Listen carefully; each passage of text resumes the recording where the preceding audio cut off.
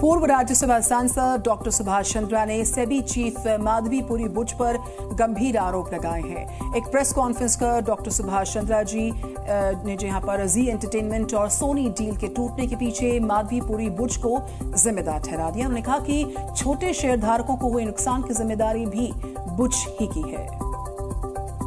I am questioning today that SEBI is supposed to protect the interest of minority shareholders, and she succeeded in pushing away Sony from getting merged with, Zee getting merged with Sony. Who has lost money? Subhash Chandra and family, not much. We are only 4% shareholders. 95.6% shareholders have suffered huge losses. The shares from 400 rupees have fallen to 120 rupees. Who has suffered? All minority shareholders. Just because of her. Katra से करीब 3.5 kilometre की दूरी पर पंछी helipad है, उसके पास पहाड़ का मलबा गिर गया।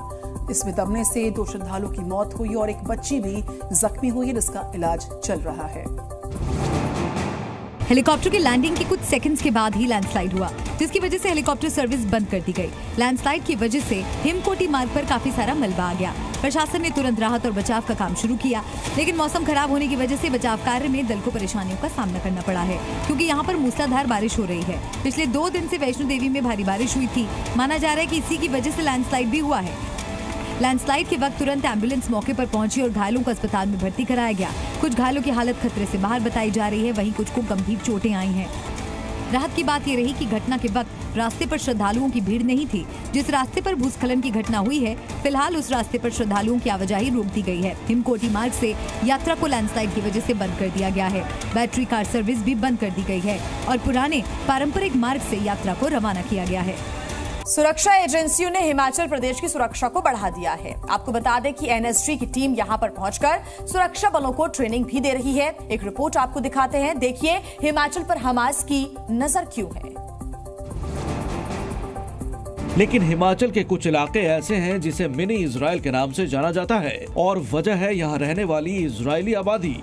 लेकिन अब खबर है कि इन मिनी इजरायली टाउन्स पर हमास की नजर है। क्या है खतरा, आपको आगे बताएंगे, लेकिन सबसे पहले आपको दिखा दें कि वो कौन से इलाके हैं जिन्हें हमास का खतरा है। धर्मशाला से सटा धर्मकोट, जिसे पहाड़ों का तेल अवीव कहा जाता है, और कसो, जिसे मिनी इजराइल के नाम से जाना जाता है। बारिश के मौसम के बाद से इन इलाकों में इजरायली सैलानियों की बड़ी भीड़ होती है। बीते 3 दशक से ये 2 हिमाचली टाउन इजरायली सैलानियों के लिए सबसे फेवरेट स्पॉट हैं। कई लोग तो ऐसे मिल जाएंगे जो सालों से यहीं रहते हैं। ये जगह इजराइल के रंग में रंग गए हैं।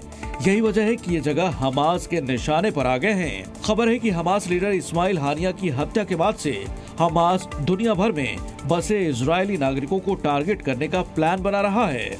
खबर है कि हमास ने हानिया की मौत का बदला लेने की कसम खाई है और इसी के बाद से खुफिया एजेंसियों को इनपुट मिला है कि हमास हिमाचल में रह रहे इजरायली नागरिकों को भी निशाना बना सकते हैं।